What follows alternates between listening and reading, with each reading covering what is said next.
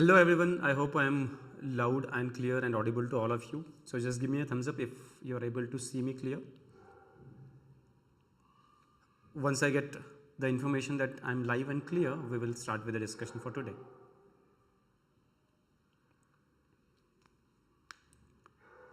So just give me a confirmation that I am audible to all of you and you are able to see me clear.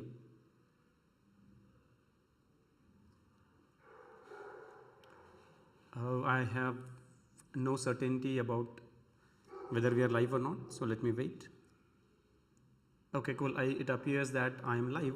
So let's start with the session. We will have a template, guys. Our template will be for first 5 or 6 minutes we will spend on taking up some questions from the previous session so that we kind of revise as we go forward and don't forget whatever we have covered in the previous session. And then that will help us to be able to deal with our MCQ based exams as well as some flat out questions asked by our examiners during the bedside discussion. And then we will be able to also revise the points from the previous session. So we'll begin with some questions. So let me bring in the first question. Okay, so here is the first question for the day. The question goes like this. We have a 40-year-old who presented with cough from past 16 days. He is suffering from. Whether he is suffering from acute cough, chronic cough, subacute cough, or history is inadequate to decide whether it is acute, chronic or subacute. So what do you think? Good evening everyone and welcome back, guys. So what do you think? A person suffering from 16 days of cough is suffering from acute cough, chronic cough or subacute cough. When do you call it as acute? When do you call it as chronic? When do you call it as subacute? We have discussed in the previous session, right? So let me again take you back to the discussion. That is a very, very important point because we have different possible causes for different conditions, right? Acute causes are different from subacute and chronic. So as long as it is less than 3 weeks, we call it as acute cough. When it is 3 to 8 weeks, we call it as subacute, and when it is more than 8 weeks, we call it as chronic.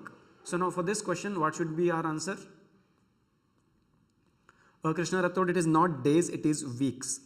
This is the common mistake that we do, right? That is why I am emphasizing on revising the key points. So this is 16 days, so barely little more than 2 weeks. We have definitely not completed 3 weeks. So this will be counted as a case of acute cough. So this patient is experiencing acute cough and that would be our answer to go for. Okay, now here we have one more question. We have to match the following. Those who have answered acute, absolutely right. Okay, so match the following. We have on one side description of sputum, on the other side responsible organism. Okay, so now tell me, where do you get rusty colored sputum? Rusty colored sputum. I'm waiting for your response, guys. Where do we get rusty colored sputum?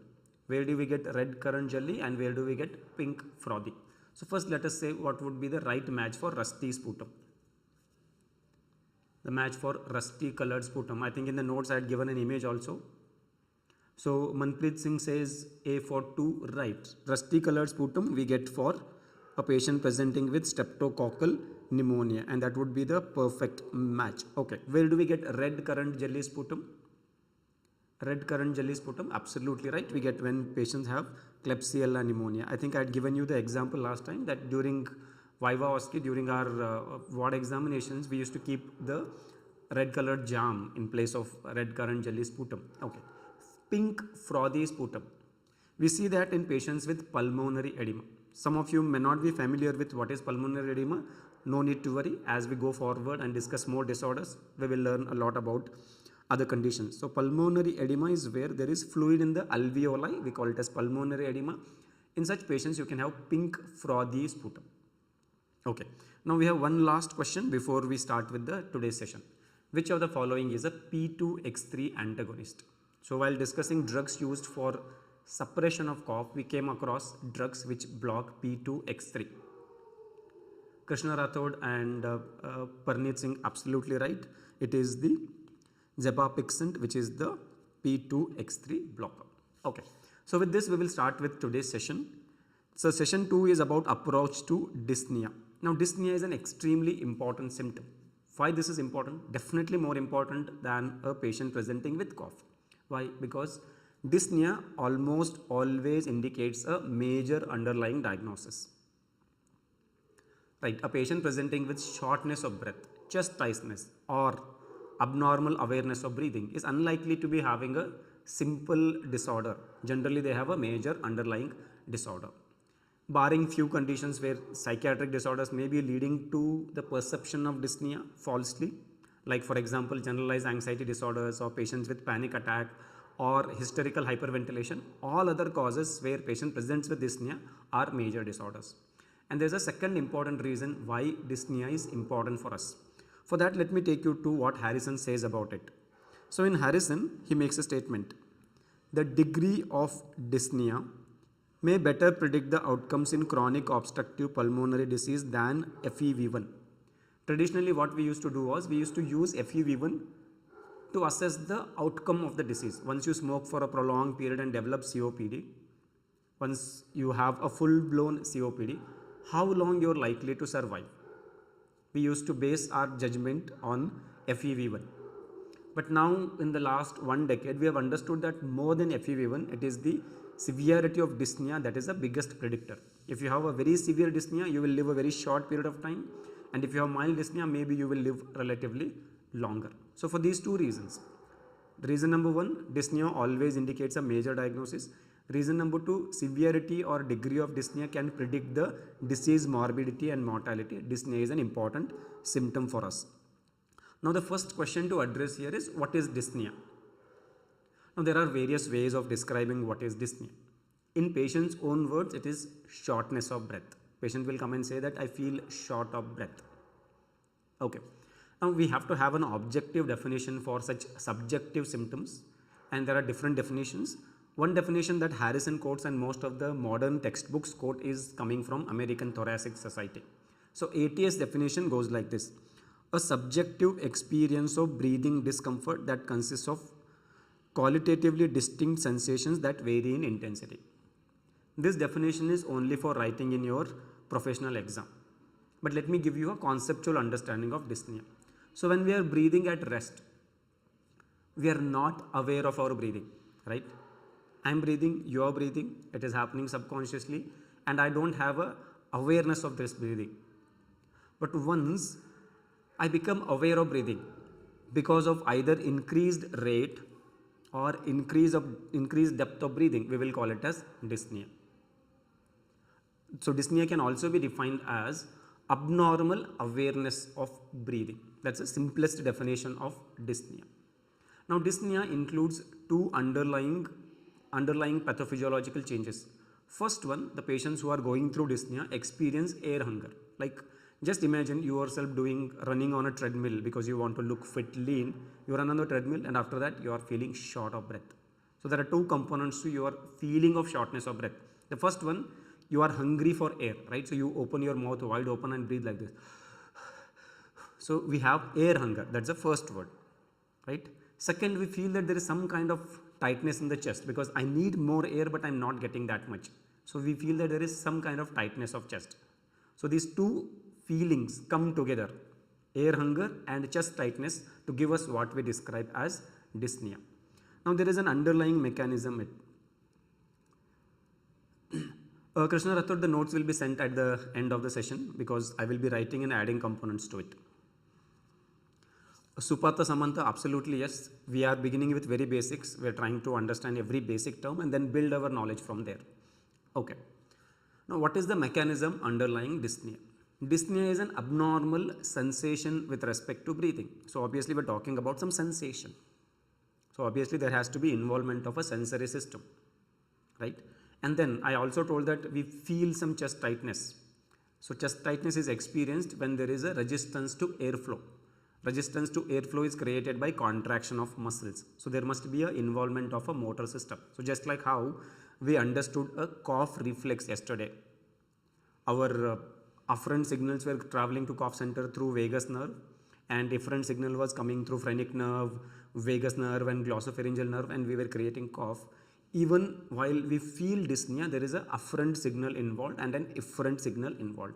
So let us understand the afferent and efferent mechanism from Harrison itself. So Harrison gives this beautiful image where he describes the afferent and efferent signals involved in feeling of dyspnea.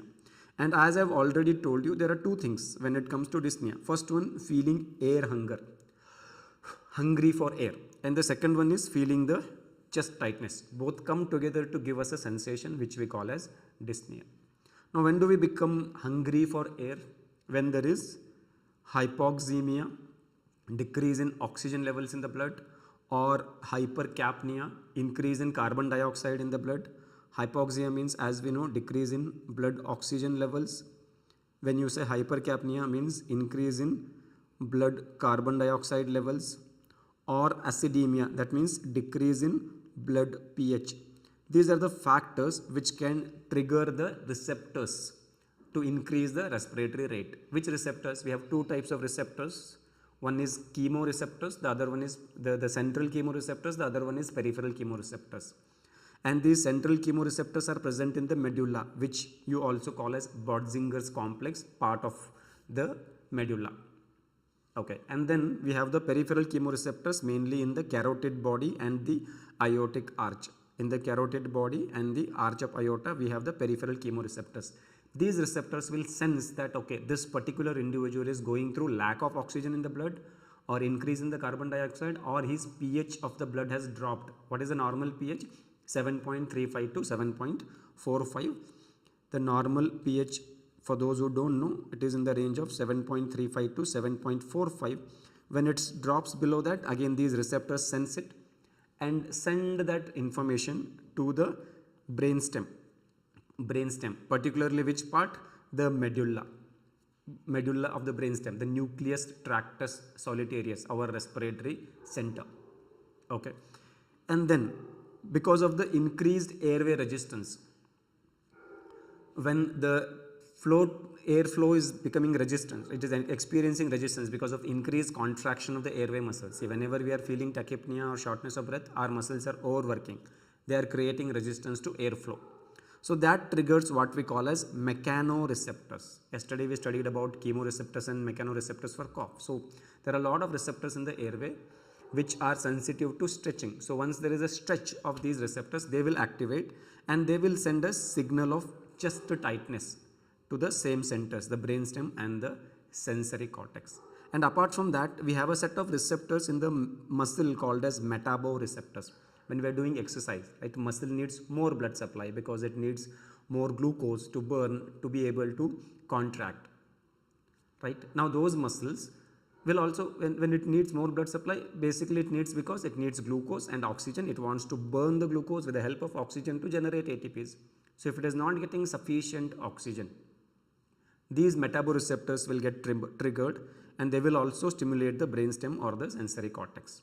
And once the brainstem, the respiratory center, get triggered, it will send the efferent signals to respiratory muscles and the respiratory muscles will start contracting, trying to increase the rate of respiration as well as depth of respiration.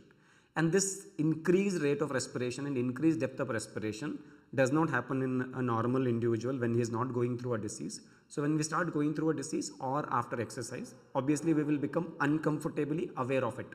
And this is what patients will describe as shortness of breath or dyspnea in medical words, right? So again, to give you a summary, what are the afferent signals? Afferent signals are coming from the chemoreceptors in the medulla and the carotid body and aortic arch, which are sensing hypoxia, hypercapnia or acidemia.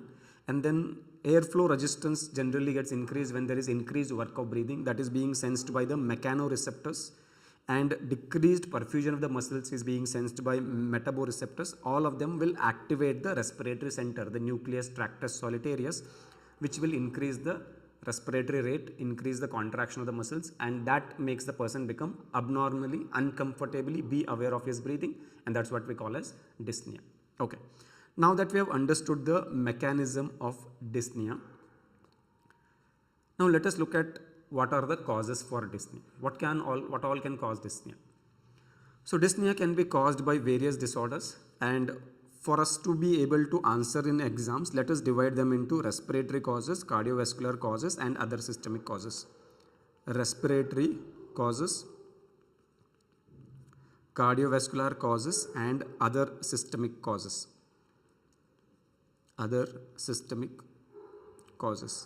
When it comes to respiratory causes, patients with asthma can experience shortness of breath or dyspnea. Patients with COPD can experience shortness of breath or dyspnea. Patients with interstitial lung disease can experience shortness of breath or dyspnea.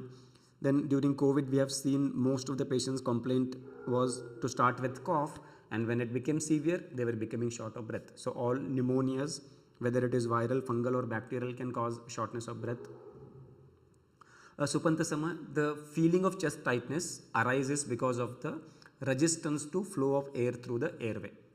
Now when the resistance will be offered to the flow of air, when the airway becomes narrow. When it becomes narrow, when the smooth muscles in the airway constrict. It can happen as part of the disease process in patients with asthma. Airway can be narrowed because of the damage to airway in patients with COPD. But apart from that, even when there is no damage to airway, whenever we start overworking, means our respiratory muscles start overworking, even the smooth muscles start overworking, they constrict, make the airway narrow, and that offers the resistance to the flow of blood, flow of air, and that we start perceiving as chest tightness. Okay, the cough notes has been already shared, Krishna Rathod. Okay, so these are important respiratory causes for shortness of breath.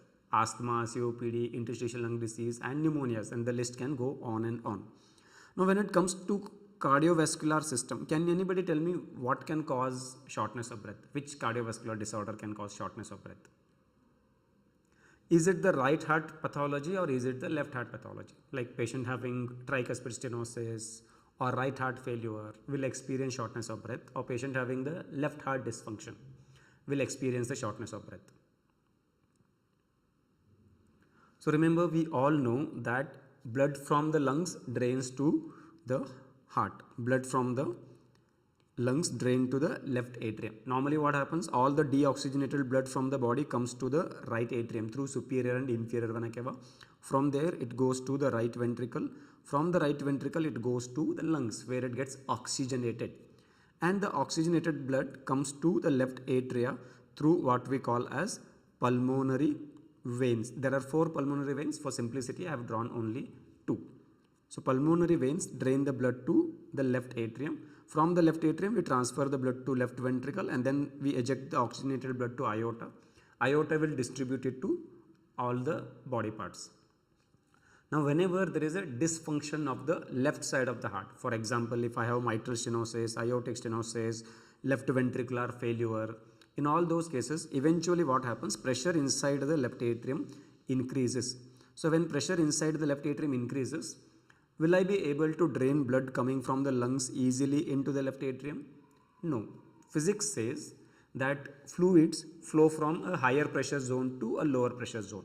So if I have to transfer blood from lungs to left atrium, the pressure in the lungs should be slightly higher and the pressure in the left atrium should be lower. Then I will be able to do this transfer. Otherwise, I need a pump in the lungs to eject the blood, which we don't have. So if pressure in the left atrium starts increasing, I will have difficulty to drain blood from lungs to the left atrium. In that case, what will happen? The blood will start stagnating in the lungs. When blood starts stagnating in the lungs, what do we call it as? When blood stays in one place, we call it as congestion. So there will be congestion of the lungs. A congested lung may not be able to participate well in the gas exchange, and that causes shortness of breath. So whenever it comes to cardiovascular disorders causing shortness of breath, we should think of left heart pathology. So if you have left ventricular failure, mitral stenosis, mitral regurgitation. Now where is the mitral valve present? Mitral valve is present between your left atrium and left ventricle. So that is purely a left-sided valve. Similarly, if I have patients with aortic stenosis, again aortic valve is present between your left ventricle and aorta. So if I have aortic regurgitation, in all these conditions I can experience shortness of breath. Apart from that, if I have an issue with the pericardium which is not allowing the heart to expand during diastole, what do we call it as? Constrictive pericarditis. Constrictive pericarditis. Or finally, if I have too much fluid in the pericardial cavity, which makes the ventricle to collapse. I was showing you this image, right? Now surrounding this we have a pericardial cavity, and if there is too much fluid in the pericardial cavity, that can push the ventricle to collapse, and if the ventricles collapse, I will not be able to transfer the blood from atria to ventricle. So pressure inside the pulmonary veins building up, and then eventually that leads to congestion of the lungs, right? So what we call that condition where there is too much fluid in the pericardial cavity making the ventricle to get collapsed, we call that as cardiac tamponade.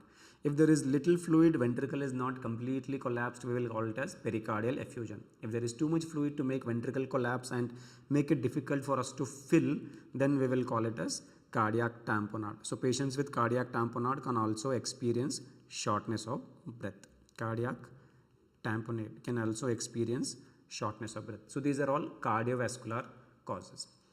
Okay. Now what other systemic disorders can cause shortness of breath?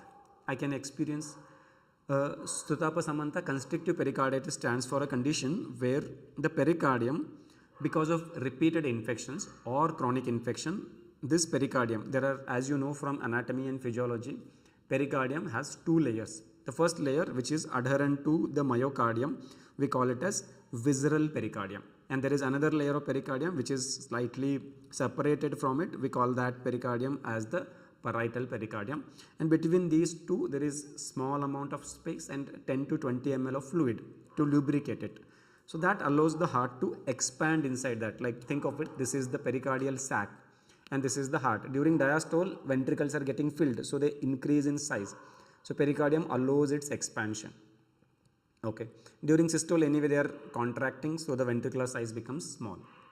But in constrictive pericarditis, what happens? This parietal pericardium becomes stiff, narrowed, and it starts adhering to the wall of the ventricles. So now this it has lost its stretchability or elasticity.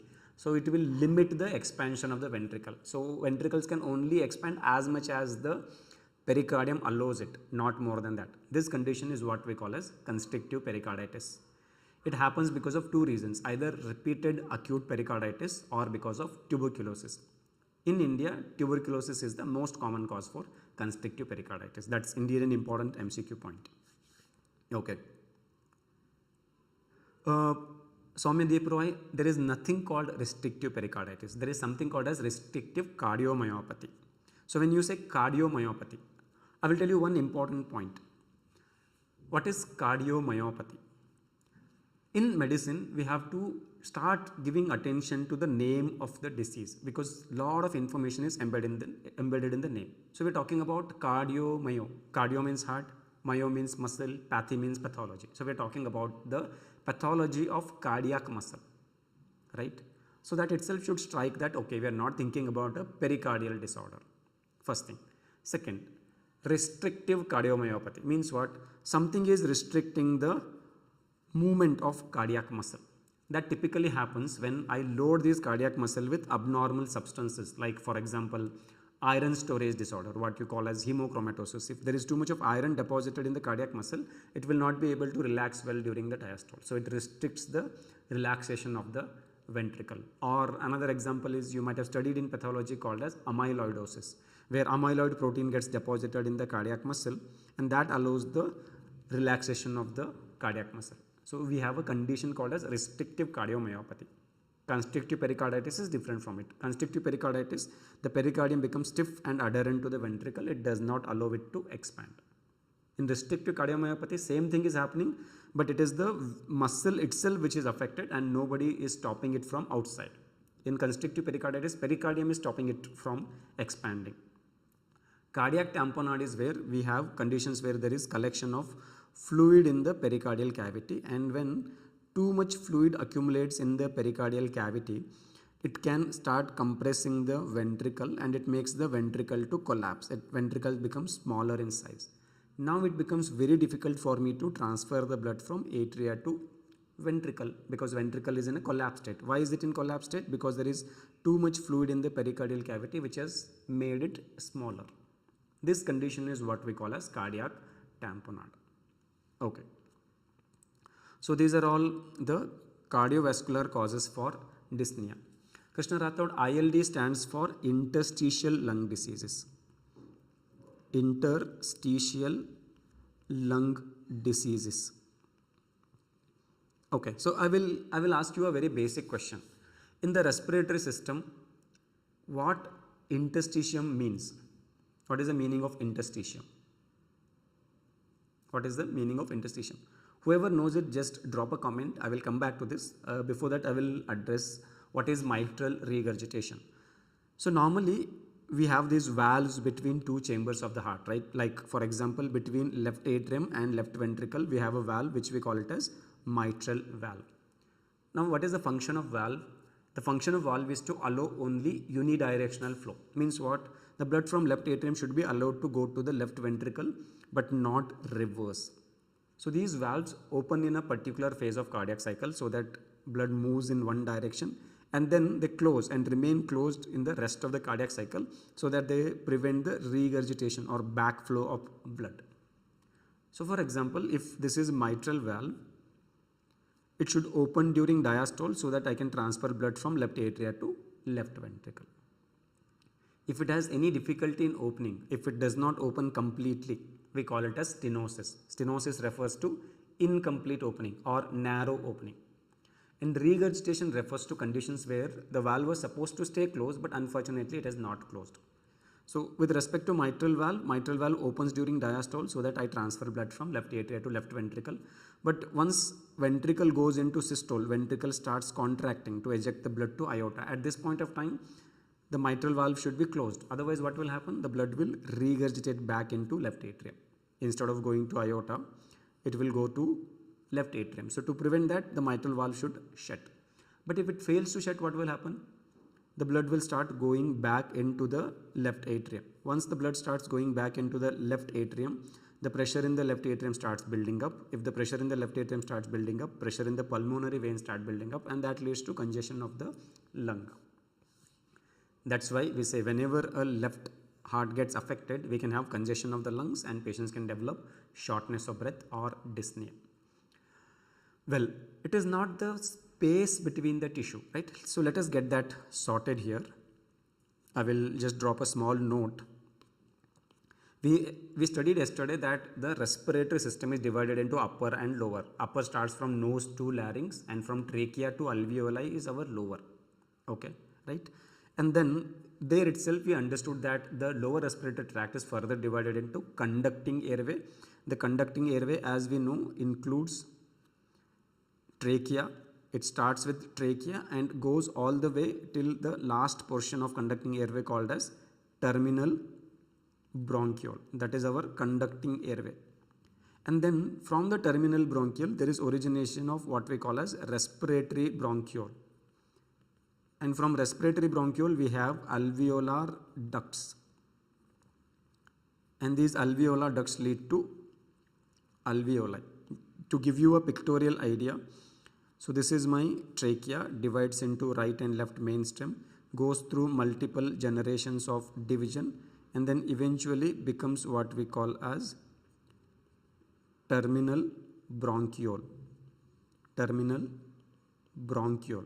So from here till here, it is the conducting airway. Now from the terminal bronchiole, we have what we call as respiratory bronchiole. Respiratory bronchiole. This respiratory bronchiole will lead to what we call as alveolar ducts. Alveolar ducts. And these alveolar ducts lead to alveolar sacs. Alveolar sacs or alveoli.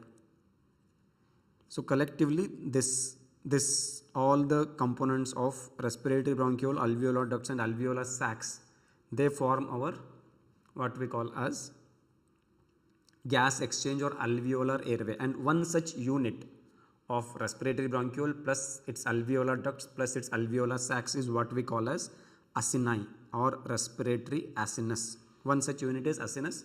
So all these acini plus the connective tissue that is holding them together. See, lungs are not freely suspended. All the alveoli are not freely floating inside the lung. They are held in one place with the help of connective tissue.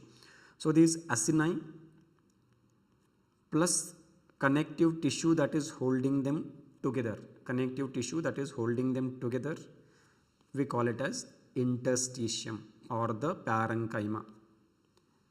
Currently accepted terminology is the lung parenchyma. Instead of simply calling it as interstitium, we call it as lung parenchyma. So interstitial lung diseases are diseases which affect the lung parenchyma, means they affect the acini, respiratory bronchiole, alveolar ducts and alveoli, and they affect the connective tissue surrounding it. Difference between disease versus infection versus syndrome. Okay, I'll clarify that. First thing, disease means an abnormal physiology. We have physiology which is normal, say, right? Now I'm breathing comfortably, I'm not consciously aware of my breathing. This is physiology. When physiology gets altered, we will call it as pathology or a disease. Like if I become consciously aware, I'm taking hard breaths, then it is a pathology. Physiological state, then I'm not supposed to be aware of my breathing. That is a pathology. Pathology is equal to disease. Okay. What is infection? When the disease is caused by another microorganism, another organism, not just micro, another organism. That could be bacteria, viri, fungi or parasites. Then it is infection. What is syndrome? Syndrome refers to collection of symptoms, not only one. See, if I have pneumonia, that's one disease and that will cause cough, shortness of breath. But if I have cough, shortness of breath, apart from that loss of weight, apart from that loss of hair, different systems, different symptoms all coming together, right? Multiple symptoms coming together, we call it as syndrome. So I hope you have the clarity. Disease is abnormal physiology. Infection is a disease caused by another organism, and syndrome refers to collection of clinical features or symptoms or signs. Okay. So interstitial lung disease is a chronic disorder which affects the lung parenchyma. It is usually caused by smoking or occupational exposure to substances like asbestos. You call it as asbestosis, or exposure to silica at the workplace. So we call it as silicosis, or a lot of these people who work in coal industry develop interstitial lung disease. In that case, we call it as coal workers pneumoconiosis. So those are all chronic disorders affecting the lung parenchyma. What is asthma? Asthma is a disorder which affects the conducting airway. Means from your trachea to the terminal bronchiole, we call it as conducting airway, right? So asthma is a disorder which affects this conducting airway, where it causes bronchoconstriction or narrowing of the airway. What is COPD? COPD is a disorder of conducting airway as well as the lung parenchyma. In COPD, we study about two things. One is called as chronic bronchitis. What chronic bronchitis refers to? Bronchitis means inflammation. Itis means inflammation. Bronchi. Bronchi are part of conducting airway. Up to terminal bronchiole, it is conducting airway. So chronic bronchitis refers to chronic inflammation of the bronchi, which is an airway disorder. Plus we have a condition called as emphysema. What emphysema refers to? Emphysema is defined as irreversible dilatation of the alveoli. Alveoli is part of parenchyma. So asthma is an example for the airway disorder. COPD is an example for airway plus parenchymal disorder. Interstitial lung disease is an example for the parenchymal disorder. And pneumonia, which you may be already studying, pneumonia refers to infection of the lung parenchyma or alveoli. So obviously it is a parenchymal disorder. Okay. Sutapa Samantha, simple, easy to remember. Normally a valve opens. When it opens completely, right? It will have a orifice area. This much it should open. When it opens as expected, it is normalcy. If it opens narrowly, we will call it a stenosis. So stenosis is where there is a problem in opening. It does not open completely, opens partially or narrowly. Regurgitation means what? Every valve is supposed to stay closed in some part of cardiac cycle. When it fails to close, it remains open even when it is supposed to be closed, we will call it as regurgitation. Nikita, we will be doing it. I am planning a session for that. Okay, Manpreet Singh, I think they have started uploading. It should be available to you in a week or 10 days time from now. Okay. Now coming to other systemic causes which can cause shortness of breath. Can anybody tell me one cause where it is not a respiratory disorder, it is not a CVS disorder, but patient still feels short of breath?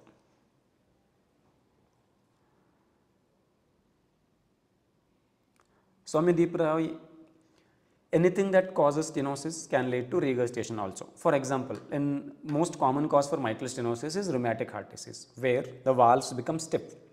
Just imagine door, right? Normally you keep door, your house or room doors, you keep it open for some part of the day, and you keep it shut for some type of the day, right? Like during day maybe you keep your door open, during night when you go to sleep you keep it shut. Similarly, the valves are supposed to be open for some part of the cardiac cycle so that blood moves from one chamber to another, and they are supposed to stay closed in some part of the cardiac cycle so that there is no reverse flow of blood. Okay. Now imagine the door has become tight. First thing is, it may not be able to open completely because it has become tight. That is stenosis. Now if I am not able to open completely, I might also have difficulty to close it because it is tight. So anything that can cause stenosis can also cause regurgitation. Like imagine a tight door. I have difficulty to open, that is stenosis. Now I have difficulty to close also, that is regurgitation. Okay. Yes, sternus exercise can cause dyspnea, but that's not a pathology. I think all of us know that a normal individual, when he exercises beyond his capabilities or limits, he will definitely experience shortness of breath.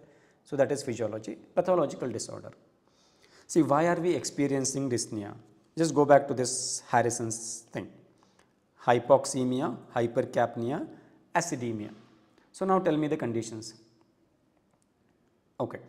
So Samantha, I will address that. I will address what is aortic regurgitation. Hypoxemia, hypercapnia and acidemia. Do you think hypoxemia will always happen because of a cardiac disorder or a respiratory disorder? Who carries this oxygen? See, first of all, we inhale air, take the oxygen, blood gets oxygenated, and then oxygen goes to the heart, and heart takes the responsibility of distributing this oxygen to tissues. So if lungs fail or heart fail, well, our tissues won't get oxygen, we will trigger this whole mechanism, right? But yes, anemia, because ultimately the oxygen is carried by hemoglobin. So if I have low hemoglobin, even if my lungs are fine, even if my heart is fine, my oxygen carrying capacity of the blood will be low, so tissues will be getting low oxygen and I will feel short of breath. So anemia is one important systemic cause for hypoxia and thus shortness of breath. And then when you look here, you also notice that acidemia, if the blood pH is less than 7.35, we call it as acidosis or acidemia, that can cause. So can you give me some examples for acidosis? Yes, diabetic ketoacidosis, diabetic ketoacidosis. So whenever you go to ward next time, right, if you have a patient with diabetic ketoacidosis, just closely observe them. They will be tachypneic, they will be breathing hurriedly. Why that is happening? Because the acidemia or low blood pH is triggering the chemoreceptors, and that is enhancing their feeling of air hunger and chest tightness. So now for dyspnea, we have respiratory, cardiovascular and other systemic causes. So now, so far what we know that dyspnea is an important symptom because it always indicates that there is a major underlying diagnosis. All of these are major disorders. Second, I just showed you that Harrison says that the degree or severity of dyspnea is a better predictor of the outcome in patients with COPD or other chronic disorders in comparison to even the test called PFT. So clinically, I will be able to decide whether my patient is going to be living longer or a very short period of time on clinical judgments by assessing the severity of dyspnea rather than asking for a PFT and then looking at the FEV1 values. So now we know dyspnea is an important symptom, we know causes. Let us look at how to approach a patient who presents with shortness of breath, air hunger, chest tightness or dyspnea. First and foremost, just like cough, the duration of symptoms is very important for us. We should know whether it is acute or chronic. For cough, we said less than 3 weeks is acute, 3 to 8 weeks is subacute and more than 8 weeks is chronic. For dyspnea, when it is less than 1 month, we will call it as acute. When it is less than 1 month in terms of duration, we will call it as acute. When it is more than 1 month in duration, we will call it as chronic. Yes, so Samantha, in COPD, dyspnea can be severe, and more severe the dyspnea, shorter is the expected lifespan of the person. Less severe is the dyspnea, he will live longer. That's why the statement says degree of dyspnea correlates with the outcome or the mortality. Panic attack, hysterical hyperventilation, those are psychiatric causes where there is no medical pathology, right? Okay. See, Sutapa Samantha, this is where we were studying, right? We saw the mechanism. So these chemoreceptors that we have in the medulla and the carotid body or aortic arch, they are sensitive to three things: decrease in oxygen, increase in carbon dioxide, as well as drop in the blood pH. Because one of the reason blood pH can drop is because of the respiratory acidosis.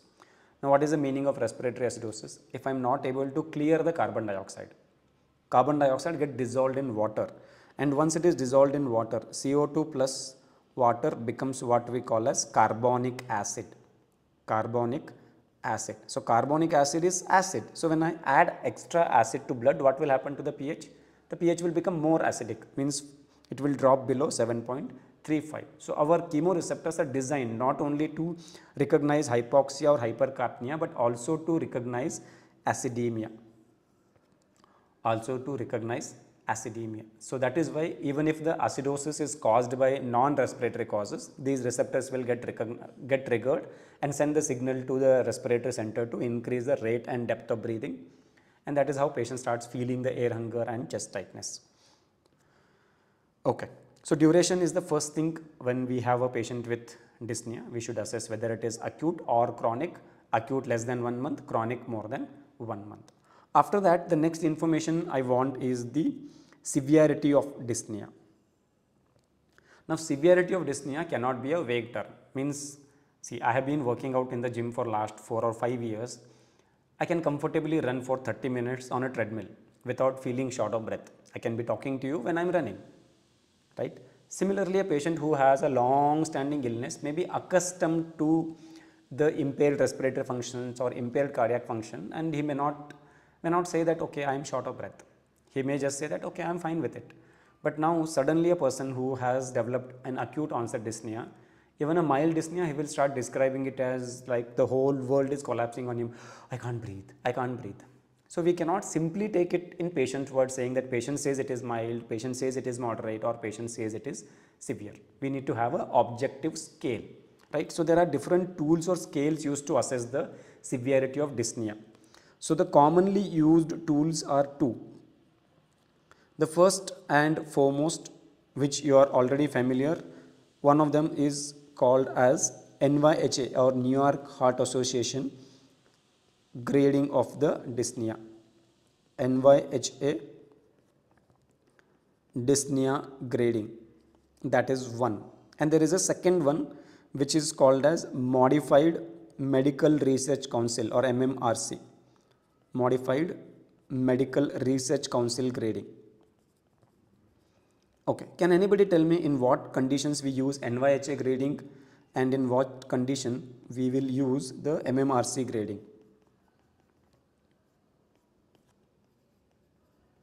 Where do we use NYHA grading?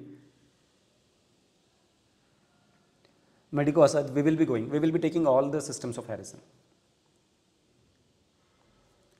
Where do we use NYHA? NYHA is ideally used for cardiovascular causes for dyspnea. Cardiovascular causes. So this is more useful when we have cardiovascular causes like the heart failure, like patients with heart failure or left ventricular failure. The Modified Medical Research Council grading is more useful when we have a respiratory cause. This is more useful in patients with respiratory cause for dyspnea. Respiratory cause for dyspnea. Nowadays, examiners are giving more emphasis to asking about the MMRC grading of dyspnea. So we will spend 1 or 2 minutes to understand that.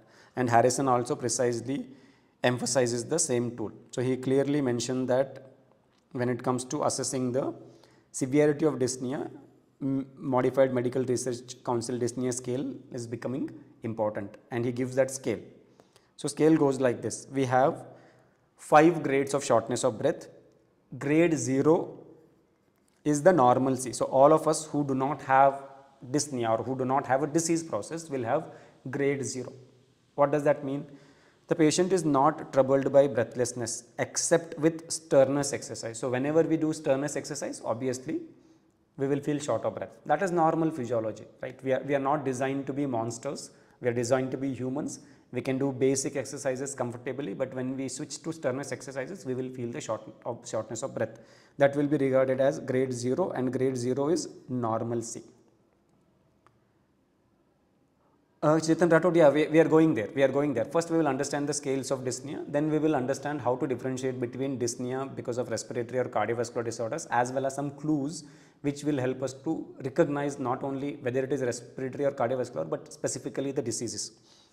Okay, now we have this grade 1 dyspnea or shortness of breath. What does that mean? Grade 1 refers to shortness of breath while walking on the level ground. Means normal person while walking on a flat level surface should not feel shortness of breath, right? Like you are walking in your classroom from one classroom to next classroom, you should not feel shortness of breath. But if the person is feeling shortness of breath, right, while walking on the level ground or while walking a slight uphill, means there is a slight inclination, not talking about climbing the Everest. When there is a slight inclination, like you are walking on a level field or you are walking on a slight inclination and you feel short of breath, that is grade 1 dyspnea according to MMRC. Then we have grade 2. What is grade 2? Grade 2 is where people are not able to maintain pace with the peers. Peers means people of same age, gender, similar age group. In simple words, your classmates. When you are walking, if you are not able to maintain the speed with your classmates, you feel short of breath to maintain the speed with them, then it is grade 2 dyspnea. These patients walk slower than people of similar age on level ground due to breathlessness, or has to stop rest when walking at own pace on the level ground. That is grade 2. Easy to remember. Grade 0, shortness of breath only on sternus exercise, that is normalcy. Grade 1, shortness of breath while you are walking on a level field or walking slight uphill. Grade 2, you have difficulty to maintain the pace or speed with your peers, same age group individuals or classmates. You feel either short of breath or you need to stop, take breath and then continue with them. That is grade 2. Then we have grade 3. Grade 3 refers to patient stops to rest after walking 100 meter or after walking a few minutes on the level ground. This is easy to remember. When you say 100 meter, we are talking about 3-digit number, right?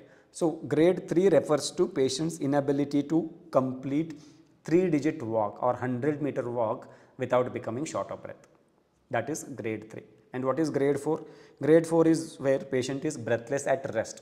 He is too breathless so that he doesn't want to leave the house. So in grade 4, I can't think of shortness of breath on the level walking, slight inclination, unable to keep pace with the peers, right, or unable to complete 100-meter walk. No, these patients can't even leave their house, that much breathless they are. We call it as grade 4. Breathlessness too severe to leave the house, or breathlessness with activities of daily living, like these patients feel it short of breath when they try to change the dress or undress or take a bath and then come back and short of breath. That is grade 4.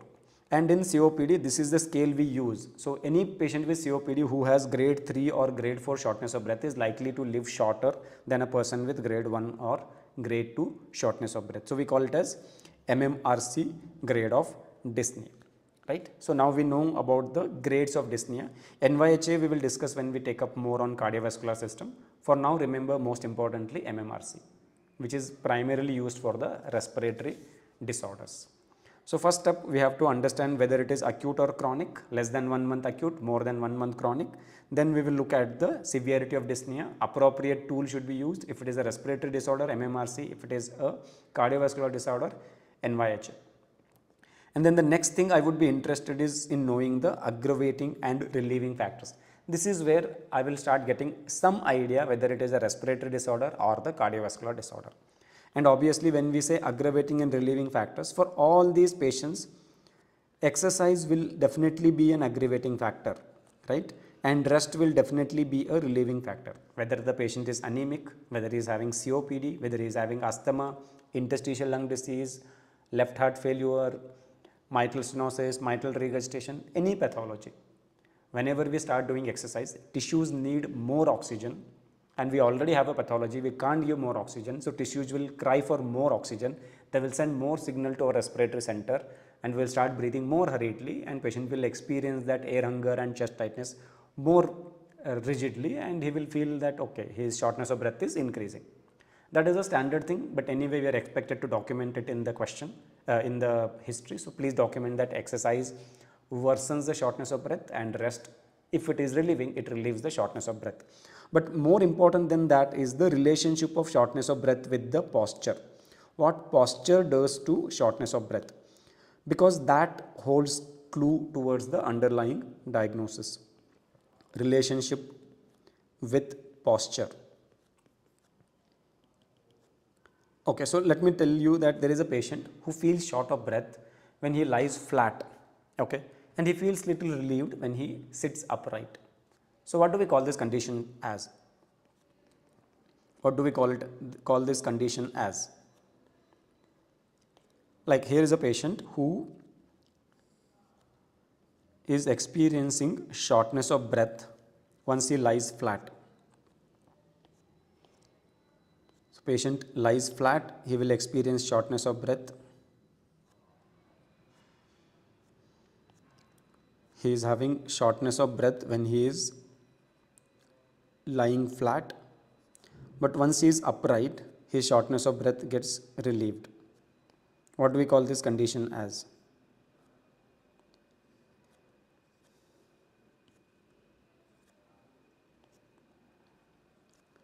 Shortness of breath relieved by upright posture. Yes, we call it as Sumadip Roy. Gold criteria is a guideline which comes every year, and that helps us to manage patients with COPD. It stands for Global Initiative for Obstructive Lung Disorder. COPD is an obstructive lung disorder. So they come out with guidelines from based on whatever research that has accumulated in last 1 year. They will help us to treat better. This will be a better drug. This will be a better investigation for diagnosis. These are the better predictors of mortality. So we get information from those gold guidelines and we apply for management of patients with COPD. And they emphasize that the MMRC scale is the best scale for assessing the severity of dyspnea and its relationship with mortality when it comes to respiratory disorders.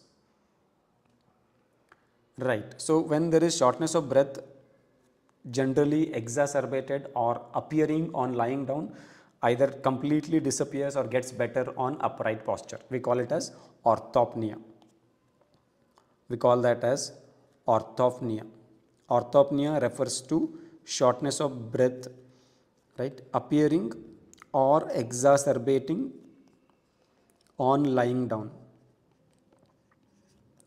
On lying down. Can anybody tell me in what conditions we see that? And reduced or completely relieved on assuming upright posture. Upright posture. Supathasama, hypertension is less likely to cause orthopnea. Okay. I will tell you one more condition. I will come back to orthopnea. I will address these points, but I will tell you one more condition. Once we have an idea of this, then we will compare both the conditions and then we will discuss the underlying mechanism. So there is something called as PND. What does it stand for? It stands for what you call as paroxysmal nocturnal dyspnea. Paroxysmal. Now let me tell you the meaning of the word paroxysm. Paroxysm refers to intermittent. Paroxysm is another word for intermittent. So these patients have intermittent. Nocturnal means night time. Nocturnal means night time. Dyspnea means shortness of breath or dyspnea. So these patients experience intermittently shortness of breath during night time. What happens here? These patients experience shortness of breath 90 to 120 minutes after going to sleep. After going to sleep. And once they wake up, they will feel relief on waking up after 30 to 45 minutes. So then what is the difference between these two conditions, orthopnea and PND? See, here also patient is going flat, right? He is making himself flat, he feels short of breath, he wakes up, he feels better. In paroxysmal nocturnal dyspnea, patient goes to sleep 90 to 120 minutes later. When he goes to sleep, obviously he is in supine posture. 90 to 120 minutes later, he starts feeling shortness of breath, he wakes up, sits upright, his shortness of breath gets relieved, not immediately, by 30 to 45 minutes. So then what is the difference between two, and in what conditions I will see orthopnea and in what condition I will see PND? I will give you a table of comparison which you will be able to write in your exams as well as answer. So when it comes to orthopnea, the underlying mechanism of orthopnea is two things. One, increased venous return. Now what do I mean by increased venous return? When I say increased venous return, means the blood coming to heart. I will talk about the PND again, Supanta. The blood coming to the right side of the heart increases. So when we lie down, blood coming to the right side of the heart increases. How and why it increases? Because when we are upright, right, when I am sitting or standing, because of gravity, more blood is held in the lower limb veins. But once I lie down, the gravity becomes tangential. So all the blood which is pooled in the lower limb veins will drain towards the heart. So heart receives more blood once we lie down. Now all this extra blood will eventually go to the lungs. So if the lungs are already congested because of the disease, then what will happen? The congestion will increase, because, like, for example, I have the left heart disease, left atrial pressure is high, I can't transfer the blood from the lungs to the left side of the heart, I have difficulty there, and then I am sending too much extra blood to the lungs. So what will happen? That will add to the existing congestion and makes the patient shortness of breath get worse. So that is one mechanism. Increased venous return to heart will lead to increased lung congestion if there is already a pathology of the left side of the heart. That is first mechanism. The second mechanism, you should tell me what will happen to the position of the diaphragm if I lie down flat. What is the position of the diaphragm when I am upright, and when I lie down flat, what will happen? Diaphragm generally get pushed upwards when I lie down flat. When I am sitting upright, because of the gravity, diaphragm is slightly at lower position. When I lie down flat, diaphragm ascends up. So diaphragmic ascent, diaphragm assumes higher position,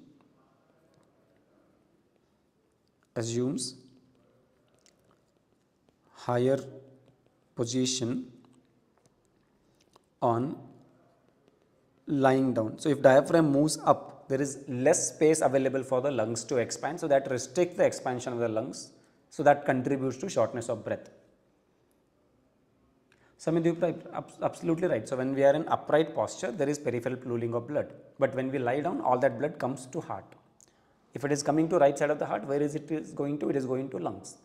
For a normal person, it's not a big deal, because from lungs it will go to left side of the heart. But if I have a left heart pathology, in that case, what will happen to this blood? It will stagnate in the lungs, add to the congestion, and makes the patient more short of breath. And to make the problems worse, the diaphragm moves slightly upwards, so now there is less space available for the lungs to expand. That also contributes to shortness of breath. So these are the two mechanisms. Now what is the mechanism for PND? PND is because of two things. The first one, there is edema. Patients with heart failure may have edema, as you know, right? So that edema fluid, when I lie down, it will not come back to the circulation immediately. Why we have edema in the lower limb? Why do we have edema in the lower limb? Because of the gravity. Gravity facilitates pooling of blood in the lower limb. So edema predominantly affects the gravity dependent areas. So when I lie down, immediately will that fluid come to the circulation? No, because it is not in the veins. It has gone out of the veins into the compartments, interstitium and compartment. So from there, slowly that fluid will return to circulation. So edema fluid returning to circulation becomes one mechanism for development of PND. Obviously, it is not going to happen immediately, so it takes some time. See, when we are upright, diaphragm is slightly lower in position. So when we lie down, because of the intestines move up, the diaphragm slightly moves up. So its position is higher when we lie down supine. It is slightly lower when we are upright. So because its position is slightly higher, there is less space available in the thorax for the expansion of the lungs. A congested lung with less space available for expansion will definitely cry for air. See, normally when we stand, there is more blood in the periphery, mainly in the lower limbs because of gravity. Where is that blood? It is in the veins, in physiological state. So when I lie down, that all blood quickly rushes towards the heart. But if I have a pathology and I have edema, where is that edema fluid? It is not there in the veins. It is there in your tissues, right? Around your muscles and all the spaces that are there between the muscles, what you call as compartments. Fluid is there. That fluid will not come back to circulation immediately if I lie down. It will take its own sweet time, right? For the fluid to shift from those compartments to the veins and then come to heart, it takes some time. So that is one mechanism. So if extra fluid starts coming to the veins from the edema, slowly it will reach right atrium, then right ventricle and then lungs and cause the congestion of the lungs. Right, most dependent position. So most of us are upright for most part of the day. So generally lower limb. If the patient is bedridden, in the sacral area. The edema fluid cannot immediately return to circulation. There is peripheral pooling of blood, right? That blood will immediately return to circulation because all that blood is in the veins. So it will come to heart immediately. That contributes to orthopnea. But it is the edema fluid coming back to circulation, then going to lungs, contributes to the P&D. Then there is a second mechanism. See, if edema fluid is a contributor, then depending on the severity of edema, either it should occur little early or little late. But when I described it, I have mentioned clearly 90 to 120 minutes after patient going to sleep, he will start experiencing the shortness of breath. Why not 20 minutes? Why not 30 minutes? If patient is like bloated with fluid, then quickly fluid will rise in the veins and maybe 20-30 minutes is enough for us to overload our lungs. And if there is only mild edema, then it might take even 4 or 5 hours for all of it to come back and cause the lung congestion. What is the reason for it to appear exactly 90 to 120 minutes after? Chetan, that's what I'll come to that. First, let us get this concept clear. What is the reason for this to happen 90 to 120 minutes after patient going to sleep? Okay, think of it. You go to sleep. 90 to 120 minutes later, what happens? What specific thing happens once you are fast asleep? 90 to 120 minutes later, we get into a phase of sleep called as REM phase, right? 90 to 120 minutes later, we go into a phase of sleep called REM phase of sleep, right? What happens in REM phase of sleep? We start dreaming, right? Dreams occur in the REM phase of fluid. Sutapai, it has to come to the veins, lower limb veins, right? From there, it has to come to the right side of the heart. For the fluid to shift from the edema compartment or tissues to veins, it takes some time. Not immediately. Whatever blood that is pooled in the veins will come back to the heart immediately. But that is whatever that is there in the edema fluid, edema compartment will take some time. Even if it is taking some time, why exactly 90 to 120 minutes later patient experiences shortness of breath? The link is with respect to REM phase of sleep. In REM phase of sleep, we start dreaming. Why our eyeballs are moving in the REM phase, rapid eyeball movement? It is because we are dreaming and our eyeballs are reacting to the scene of the dream. Like in your dream, if there is a beautiful girl dancing in front of you, your eyeballs are moving according to her movements. That is why we have the rapid eye movement. We are dreaming. And then can anybody tell me whether the dreams are always neutral? No. Most of our dreams are either excitingly good or they are terrifically bad. In both cases, whether I am excited because something good is happening in my dreams, like I have been awarded the Padma Shri, something great happening, so I will be excited. Or I have been shot, bullet has passed through my skull, I will be terrifically scared. In both these cases, one part of the autonomic nervous system gets activated. What is that? It is the sympathetic nervous system. So during REM phase of sleep, REM phase of sleep, there is activation of sympathetic nervous system because of dreaming. Activation of sympathetic nervous system. Now tell me, if I activate sympathetic nervous system, what will happen to my heart rate? What will happen to the heart rate? If the sympathetic nervous system is activated, heart rate increases, right? When heart rate increases, what shortens? See, if I have to increase the heart rate in 60 seconds, if I have to make heart beat 150 times, either I have to reduce the duration of systole or the duration of diastole. So what gets reduced? What gets reduced? It is the diastole which gets reduced. So whenever heart rate increases, diastole becomes progressively shortened. So now think of a patient where diastole is becoming shorter. So in that case, what will happen? Less time is available for me to transfer the blood from left atrium to left ventricle, right? So I will not be able to fill the ventricle properly because I have less time. More blood will stay in left atrium. So if more blood stays in left atrium, left atrial pressure becomes higher. If left atrial pressure becomes higher, I will not be able to drain the blood from the lungs to left atrium. So the congestion of the lungs increases, right? So these two things come together, increase in the heart rate leading to decreased diastolic filling time, and decreased diastolic filling time contributes to development of lung congestion or worsening of the congestion which is already existing. Okay, so now what is the difference between orthopnea and PND? The main difference is in orthopnea, the shortness of breath is immediately on lying down. Immediately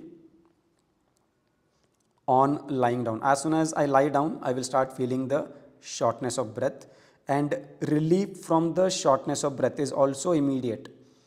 As soon as I make myself upright, immediately on upright posture. Why this is happening? Because the two mechanisms which are responsible revert immediately. I was feeling short of breath because increased venous return. As soon as I make myself upright, there is peripheral pooling of blood, venous return decreases, lung congestion reduces. Diaphragm had moved upwards. As soon as I make myself upright, it moves downwards. More space is available for the lungs to expand. So the corrective changes happen immediately. So that is why shortness of breath appears immediately on lying down, improves immediately on upright posture. But when it comes to PND, as we have studied, the mechanisms are pretty slow. Edema fluid has to slowly return to the veins from the edema compartment, then comes to the right heart and then goes to the lung. It takes some time. Second thing I need is I have to get into this REM phase of sleep, activate sympathetic nervous system, increase my heart rate, reduce diastolic filling time, and because I am not able to fill ventricles, blood stays in the atria, atrial pressure increases, and that will contribute to the congestion of the lungs. So shortness of breath, as we studied, appears 90 to 120 minutes after sleeping. And do you think once I get up, I will have an immediate relief from the shortness of breath? So Tapasamanta, that's what. So when REM phase, we start dreaming. And please remember that dreams are less likely to be neutral. Means हाँ life is casually चल रहा है dream पे, ऐसा नहीं होता है. Dreams या तो exciting होते हैं या तो scary होते हैं, right? Either we see some ghost or a monster in the dream, or in the dreams like we have become the IPL captain or RCB ने cup जीत लिया है. Those kind of happy dreams or scary dreams. In both cases, whether I am excited because of happiness or I am shit scared, in both cases sympathetic nervous system gets activated. Once sympathetic nervous system activates, heart rate increases, diastole becomes shortened. If diastole is shortened, I cannot transfer the blood to ventricles from the atria because we fill the ventricles during diastole. Okay, now whatever sympathetic nervous system that was activated, now I have woken up with the shortness of breath. Will it cool off immediately? No, because once I wake up with shortness of breath, I will again be scared. So it will take another 30-40 minutes for my sympathetic nervous system to cool down. Nobody will wake up with shortness of breath in the night and feel chill. No, all of us, if we wake up in the night because of shortness of breath, we will be scared. What happened with me? And that will keep my sympathetic nervous system still activated for some more time. Second, whatever edema fluid that had come to veins and thus to heart and thus to lungs will take some time to return back to the edema compartment. Immediately upon taking an upright posture, the edema fluid from the lungs is not going to shift to my lower limb, right? Edema will not appear just like that. It will take some time. So because both these mechanisms, correction is also taking some time, improvement takes time. It won't happen immediately. So improvement 30 to 45 minutes on assuming upright posture. Okay, I hope we have the clarity on the two things now. Now my question is, between these two, which one is more specific for the left heart disease?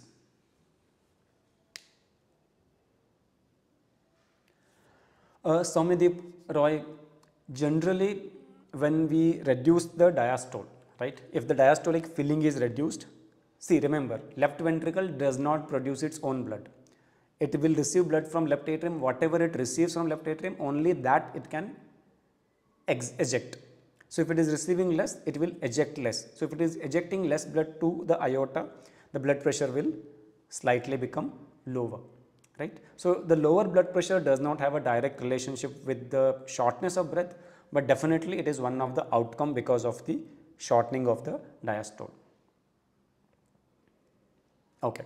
So in terms of clinical assessment, patients with orthopnea and PND will complain of shortness of breath. In orthopnea, shortness of breath appears as soon as patient lies down, and improvement happens as soon as he takes an upright posture. In PND, what happens? Patient has to go to sleep. 90 to 120 minutes later, shortness of breath happens, not immediately. And once he becomes upright, the relief is also not immediate. It takes 30 to 45 minutes because the underlying mechanisms for these two conditions are different. Now my last question is, between the two, which one is more specific for the left heart disease? Is it orthopnea or is it PND? Which one is more specific for the left heart disease? So I want you to remember that PND is more specific. Orthopnea can be seen in non-left heart conditions. PND is more specific for left heart disease.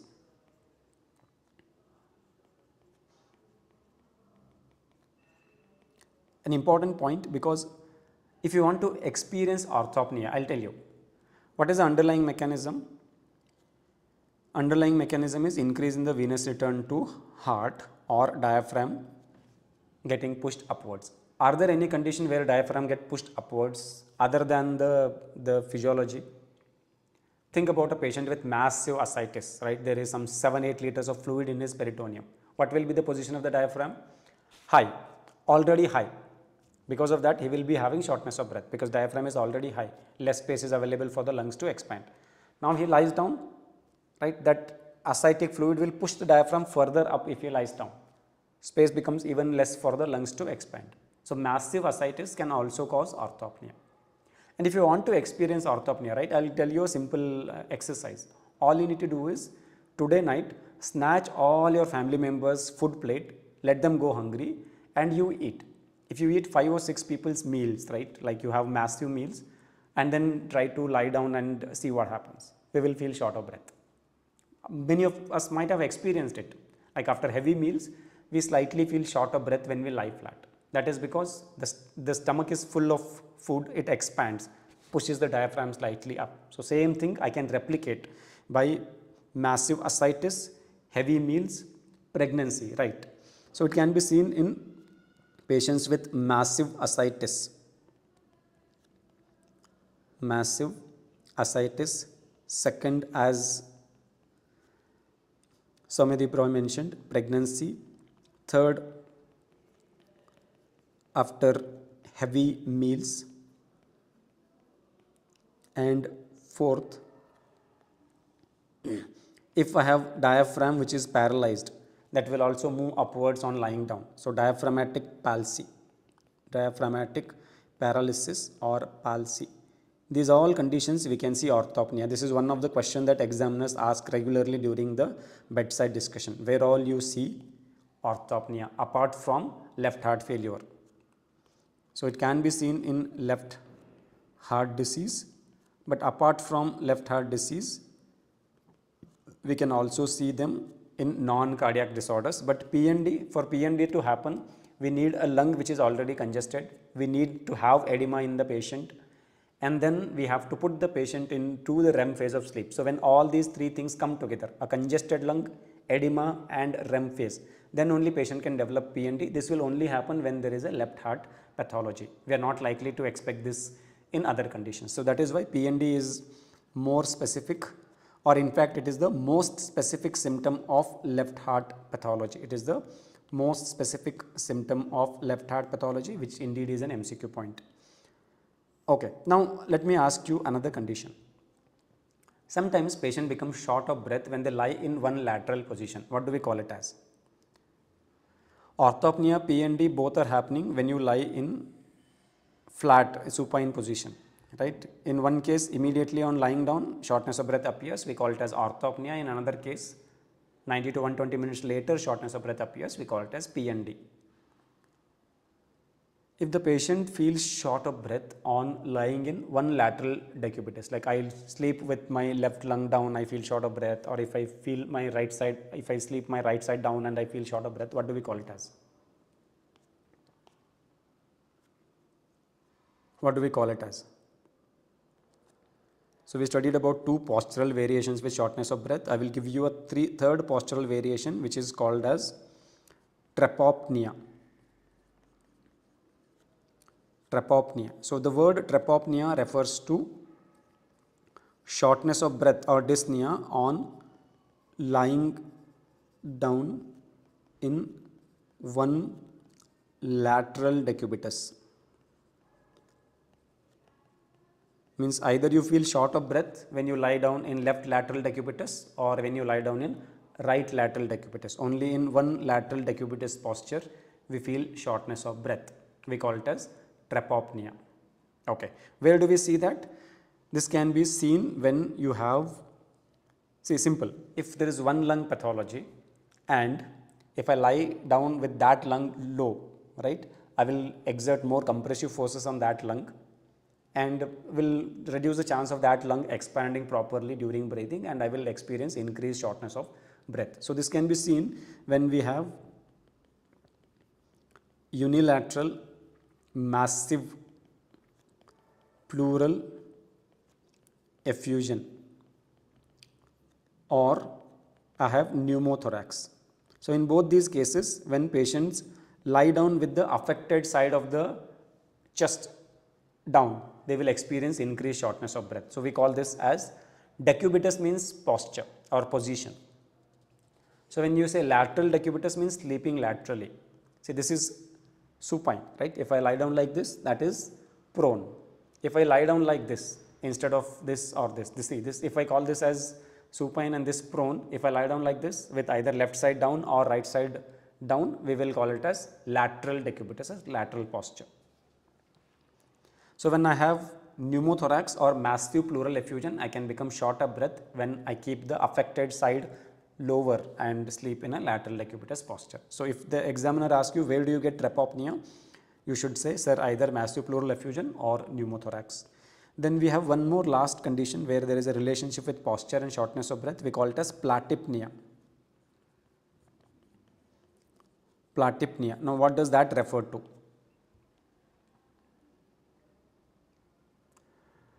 So Tapasamanta, yes, recumbent means basically lying down. Lying down, you can be in prone or supine, lying down. Okay. Platypnea. What is platypnea? It is exactly opposite of orthopnea. It is opposite of orthopnea.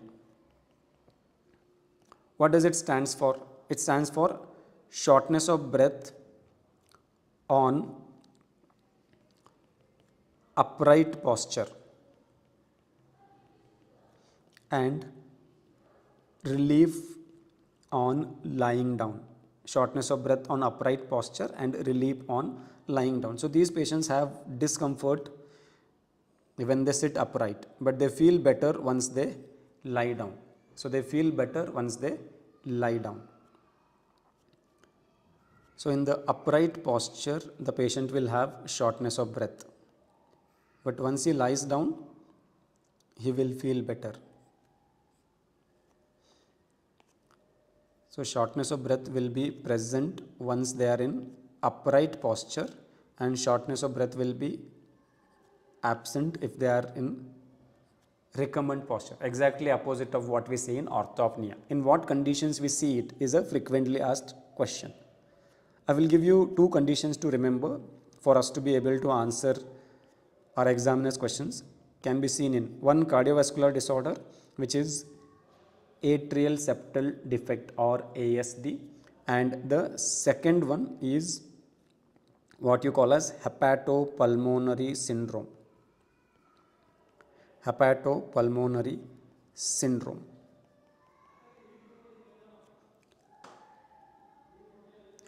Krishna Rathod, the mechanism is a bit complex. For now, don't bother about the mechanism, because once we take up the hepatovascular system, CLD and other disorders where we understand what is hepatopulmonary syndrome, you will get a bit more clarity.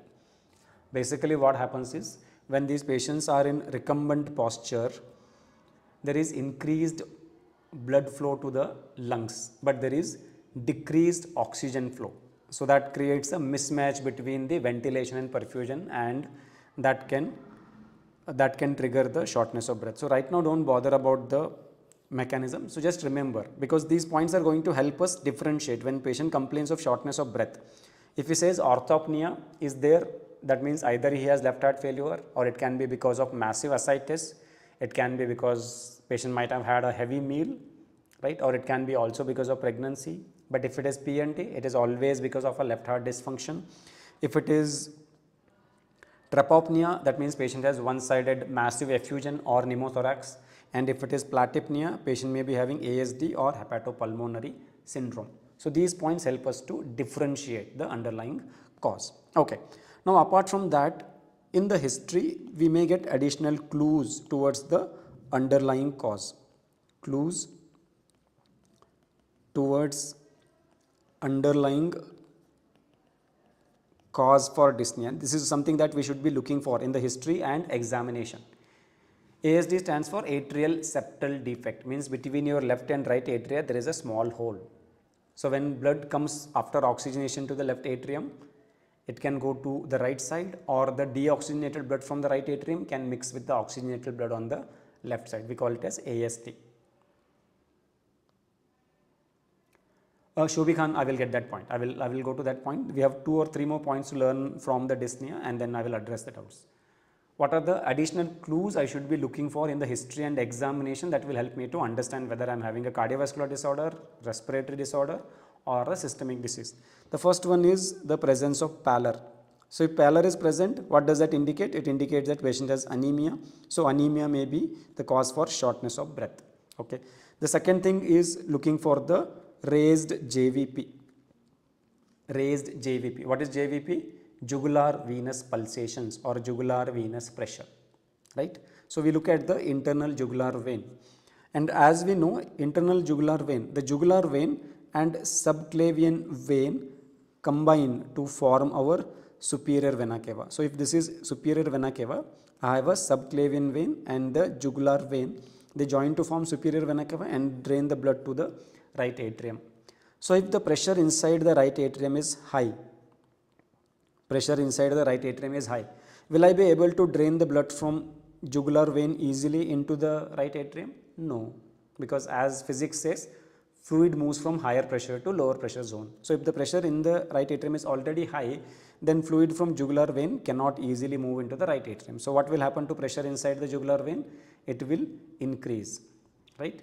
It will increase. So if you have a raised JVP, it indicates what? It indicates that right atrial pressure is high. What does that mean? I have a pathology of the right side of the heart. So if I have raised JVP, it indicates that I have right heart disease. That is again an important clue. Okay. Now there is a third clue, which is,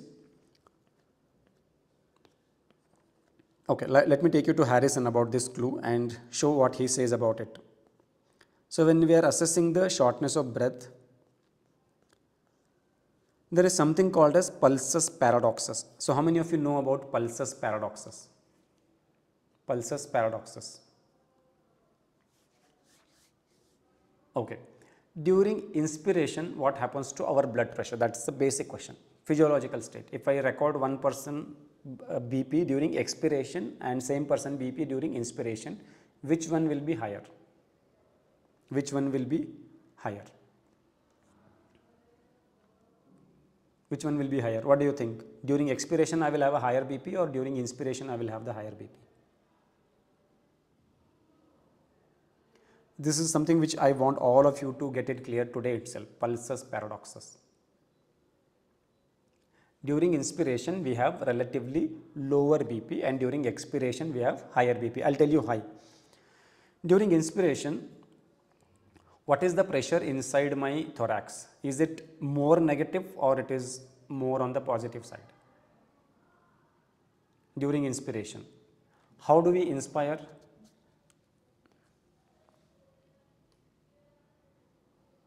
Okay, I will address that. Constrictive pericarditis does not cause absent Y wave. It is the cardiac tamponade that causes absent Y wave. Constrictive pericarditis will have a steep Y descent. It is the cardiac tamponade which has absent Y wave. Yes, inspiration is primarily an event where there is a extensively negative intrathoracic pressure. It all boils down to what we call as Boyle's law in physics, right? Boyle's law says, you have studied about it in physiology. The pressure is inversely related to volume. And for me to be able to drag the air into my lungs, I have to create pressure inside the lungs lower than the atmospheric pressure. Only then air can move in, right? Fluid, air, anything moves from higher pressure to lower pressure zone. So atmospheric pressure के comparison में मेरे lungs में ज़्यादा lower pressure होना चाहिए. And how can I achieve that? If I have to decrease the pressure, right? If I have to decrease the pressure, what should I do with the volume? I have to increase the volume because they are inversely related.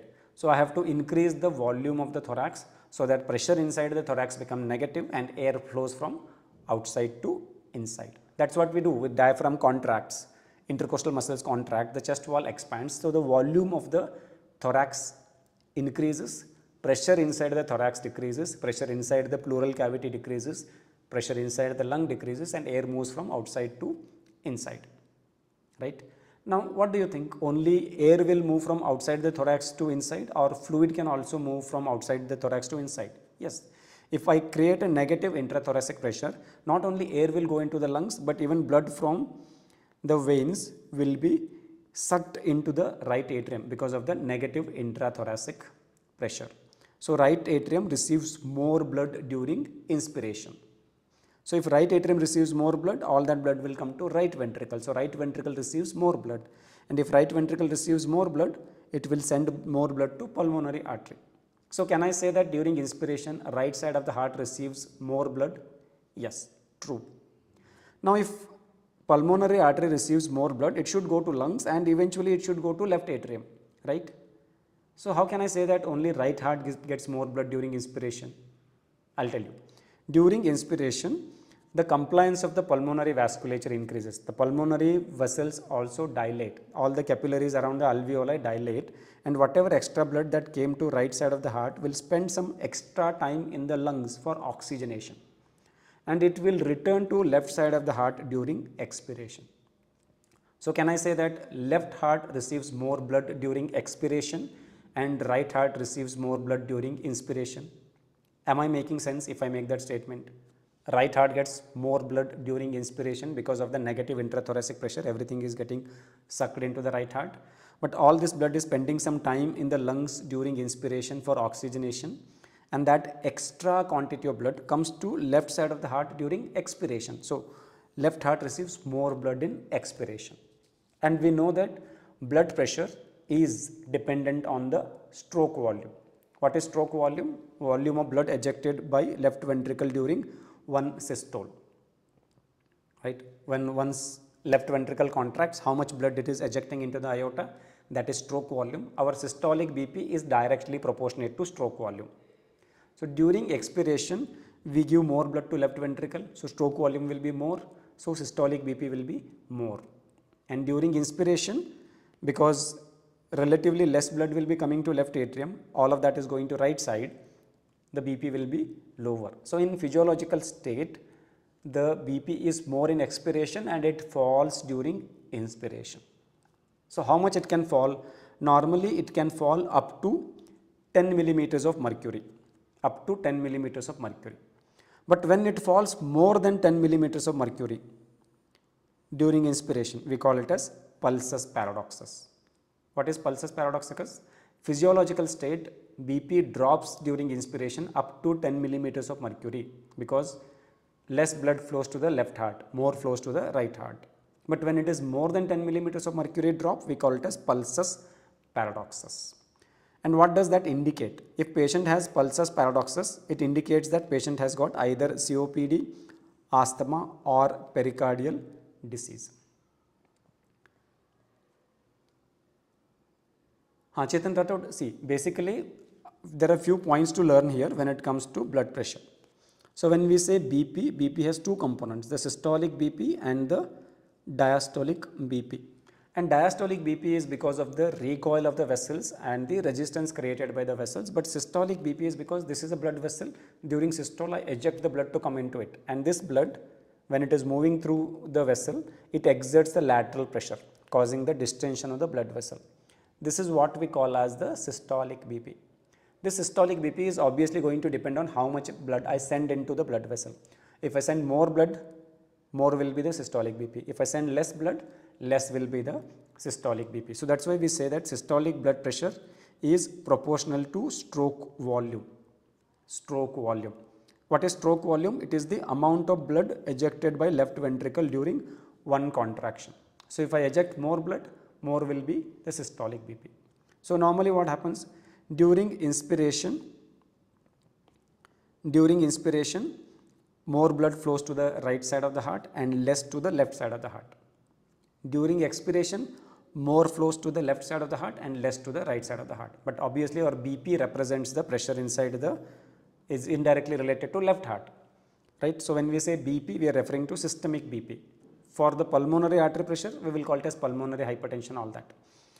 So now BP recorded in my peripheral or systemic blood vessels is going to be indirectly related to the amount of blood ejected from the left ventricle, and because left ventricle ejects more during expiration, I will have slightly higher BP during expiration, and it ejects less blood during inspiration, so I will have slightly lower BP.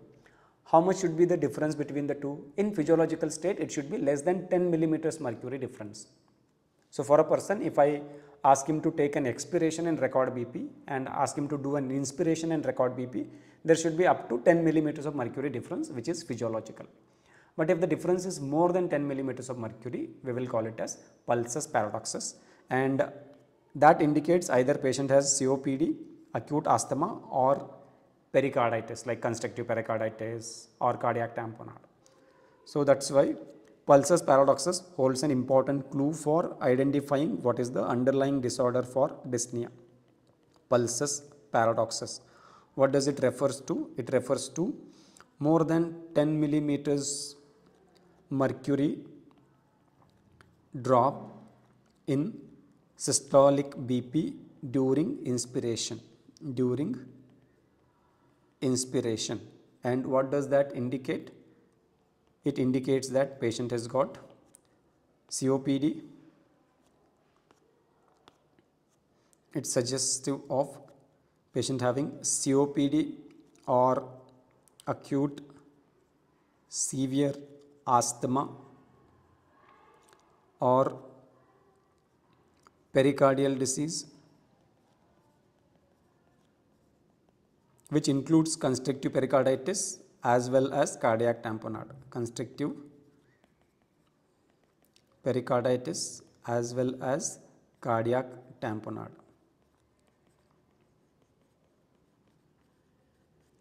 Okay, I have a last clue to discuss, that is presence of clubbing. So whenever you have a patient with dyspnea and they have clubbing, what does that indicate? What should it point towards? Clubbing suggests that patient has either cyanotic congenital heart disease as a cause for dyspnea, as a cause for dyspnea, or patient has got suppurative lung disorders like bronchiectasis. I'll tell you what bronchiectasis refers to. The name says bronchia, right? We are talking about bronchi. Ectasia means dilatation, bronchial dilatation, bronchiectasis or lung abscess, or we were talking about a disorder called as interstitial lung disease.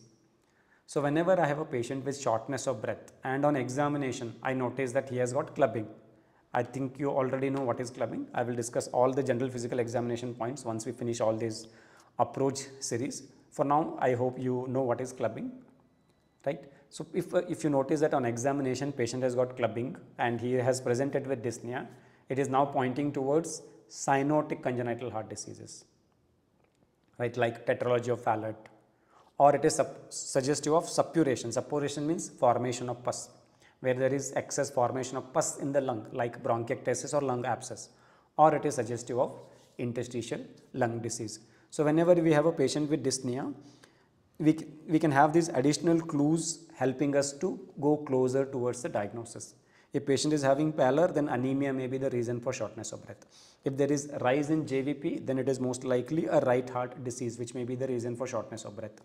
If patient has Pulsus paradoxus, his BP drops by more than 10 millimeters of mercury systolic during inspiration, then he may be having severe COPD, severe asthma or pericardial disease. And if he has clubbing, he may be having a cyanotic congenital heart disease or a suppurative lung disorder. Clear? Okay, so now let me summarize what we have discussed so far quickly, and then I will address some of the pending doubts. Dyspnea basically refers to being abnormally aware of own respiration, which in normal physiological state we don't. For someone to feel dyspnea, there is two components required. One is air hunger. There should be hypoxia, hypercapnia or acidemia, which triggers feeling for air hunger. We want to take more breath. And second, once our muscles start working more, we will feel also chest tightness. So chest tightness plus air hunger is what patients generally describe as shortness of breath. In medical words, we call it as dyspnea. I'm coming there, Samadhi. There are various causes. It can be respiratory disorders, it can be cardiovascular disorders, or it can also be systemic disorders. So whenever we have a patient with dyspnea, first thing we need to know is the duration, and we have to understand whether it is acute or chronic. Chronic means more than 1 month duration, acute means less than 1 month duration. After we have understood the duration, we have to assess the severity, for which we have tools like NYHA or MMRC. For most of the respiratory disorders, the ideal tool is MMRC, and for the cardiac disorders, it is the NYHA. Both the tools we should remember, literally by heart the tools. And then we have to pay attention to aggravating and relieving factors. All patients with dyspnea, regardless of the cause, they will have aggravation of dyspnea during exercise and relief with rest, right? Our focus should be more on the relationship of shortness of breath with posture. If patient feels short of breath immediately on recumbent position or lying down, and feels relatively better immediately on taking an upright posture, we call it as orthopnea, which can happen in various disorders including left heart dysfunction, massive ascites, heavy meals, pregnancy and diaphragm paralysis. PND refers to paroxysmal nocturnal dyspnea, where patient experience shortness of breath on going to sleep. 90 to 120 minutes later, he wakes up with shortness of breath, and it takes another 30 to 45 minutes for him to get relief from it.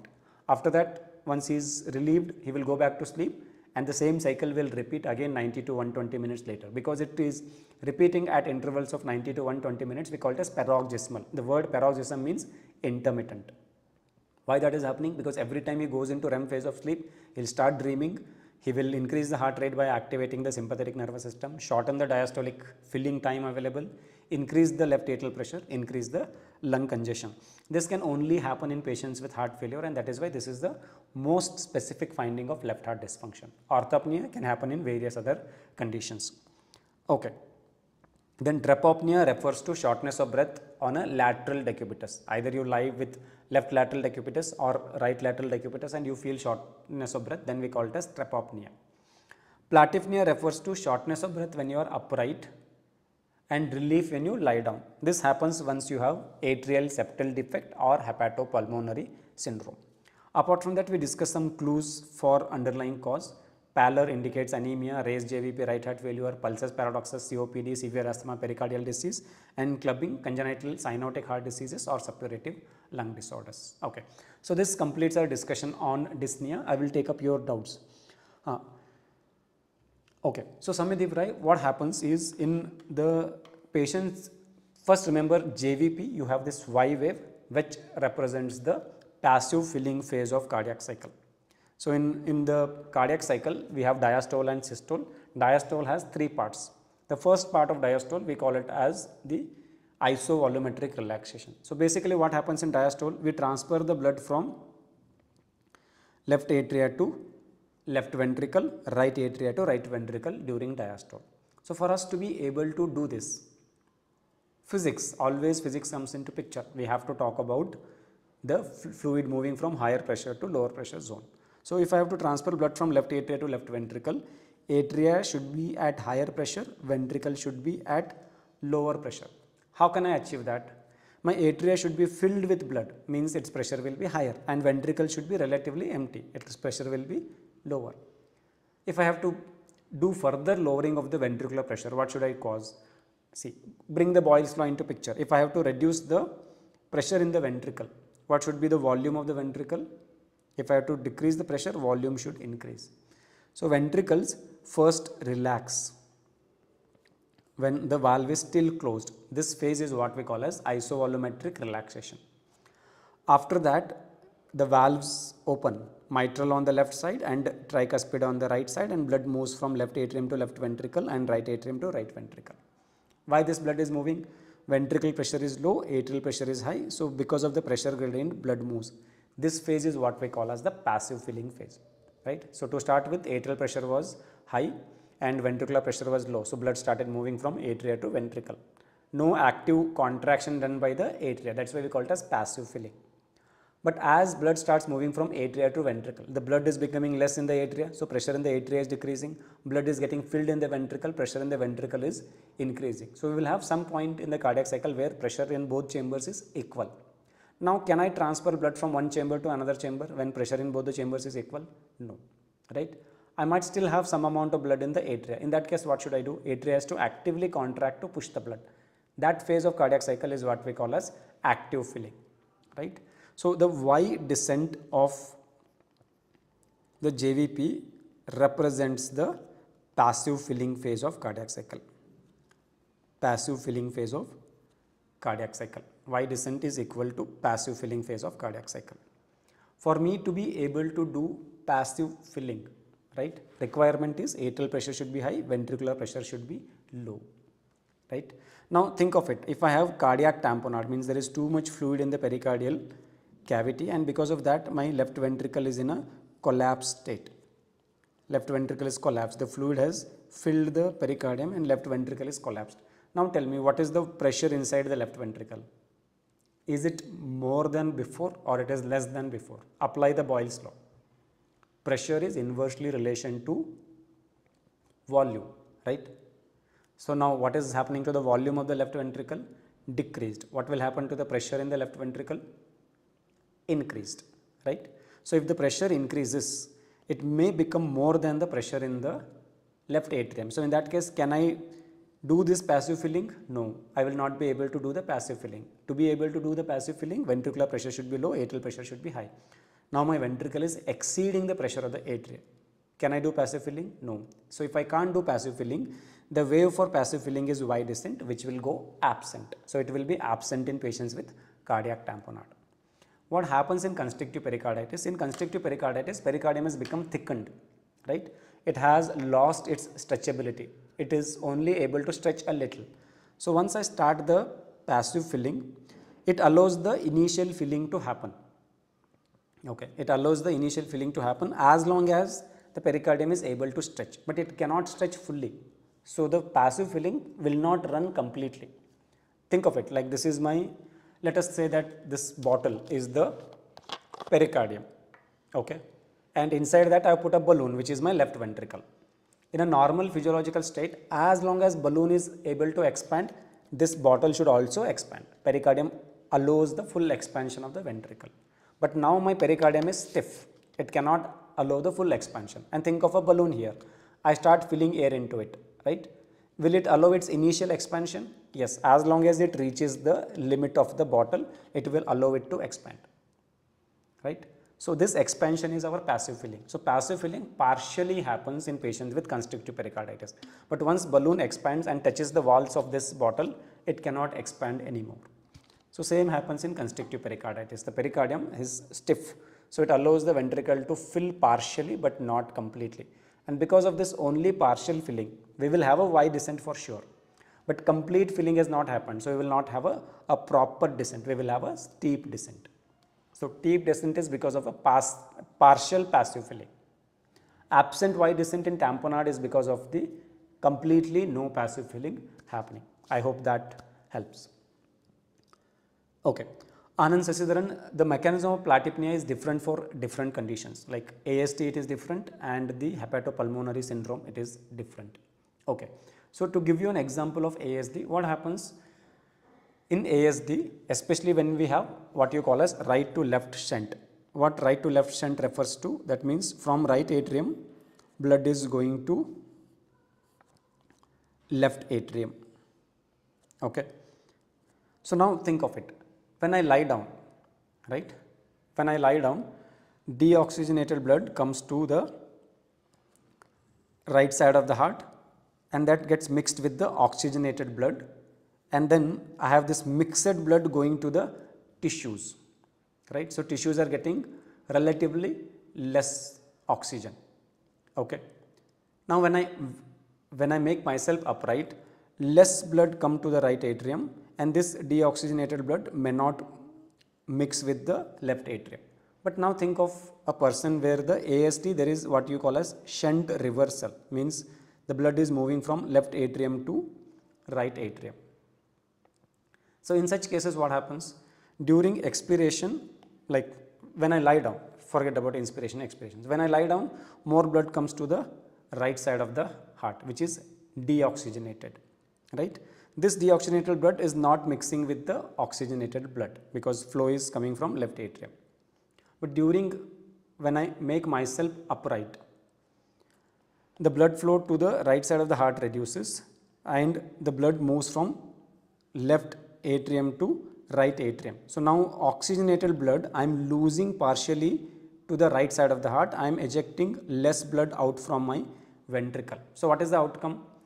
I am not able to give sufficient oxygenated blood to my tissues when I am upright. So then obviously my tissues will cry for oxygen. They will send the signals to my brainstem saying that there is hypoxia, we need more oxygen. So I will feel short of breath, right? So the mechanisms for hepatopulmonary syndrome is bit different. We will not be able to understand till we understand the portal circulation. So I will discuss that when we go to the liver pathologies. So for now, just remember what happens in ASD. ASD, because of the admixture of oxygenated and deoxygenated blood, in some subset of patients where there is a shunt reversal, their tissues will not be getting sufficient oxygenated blood in the upright posture. So they feel short of breath when the shunt moves from left atrium to right atrium.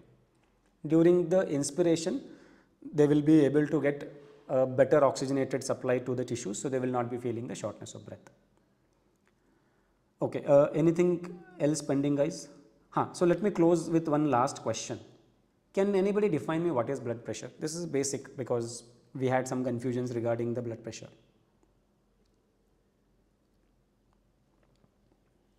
What is blood pressure? See, all of you know that renin, angiotensin, aldosterone system regulates the blood pressure, right? So how does it regulate the blood pressure?